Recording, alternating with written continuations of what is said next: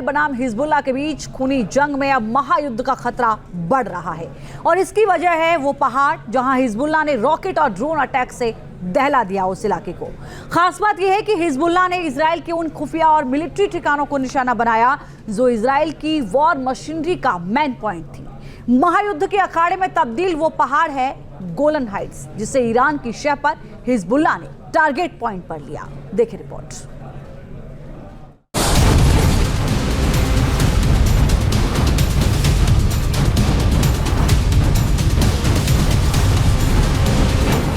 धमाके और धमाका,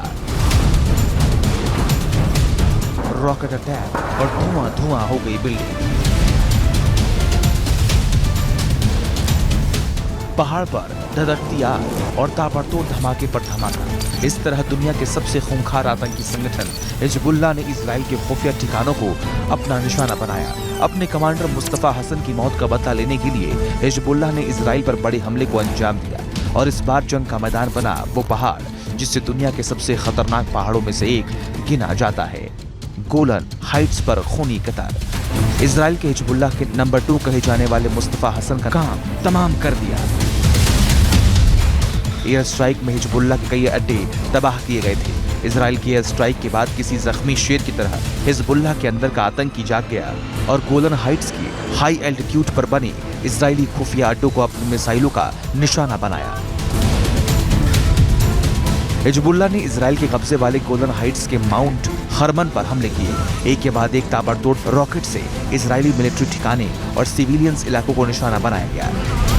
हिजबुल्लाह ने गोलन हाइट्स के दूसरे इलाकों में पहले भी हमले किए थे, लेकिन रविवार को हमले के बाद हिजबुल्लाह ने दावा किया कि वो सबसे ज्यादा ऊंचाई पर इजरायली सैन्य ठिकाने पर पहला हमला है। इसके साथ ही हिजबुल्लाह ने एक प्रोपेगेंडा वीडियो जारी किया जिसका मैसेज है, गोलन में इजरायली ठिकाने हमारे टारगेट पर। गोलन हाइट्स के माउंट हरमन में इजराइल सेना के ठिकानों तक ड्रोन की पहुंच की धमकी दी। हिजबुल्लाह के खुद वाले प्रोपेगेंडा वीडियो में इजरायली मिलिट्री से जुड़े 20 सीक्रेट ठिकानों को डिकोड करने का दावा किया। इसमें इजराइल के आर्म्स डिपो, इंटेलिजेंस सेंटर जैसे मिलिट्री फैसिलिटी को हिजबुल्लाह ने अपनी ड्रोन रेंज के अंदर दिखाया और पूरी दुनिया के लिए खतरे की घंटी यही है कि अगर हिजबुल्लाह गोलन हाइट्स के इतने अंदर तक पहुंच गया है तो फिर 2006 से भी बड़ी जंग के खतरे को टाला नहीं जा सकता।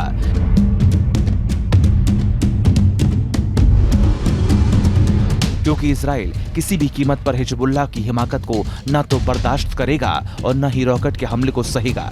इसी रीजन में इजरायली सेना के सर्विलांस का मेन सेंटर है। हिजबुल्लाह ने ड्रोन से भी इजरायली सेना के ठिकानों को निशाना बनाया।